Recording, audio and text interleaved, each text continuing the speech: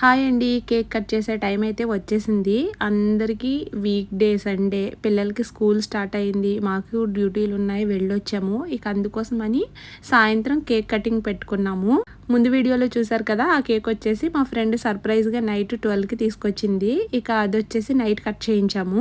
Night ఆ cake cutting కోసం 1 వరకు మేల్కున్నాం. మళ్ళీ మార్నింగ్ స్కూల్ కోసం 5:30కే లేచాము. నిద్ర లేవు, చాలా టైర్డ్ అయిపోయి ఉన్నాము.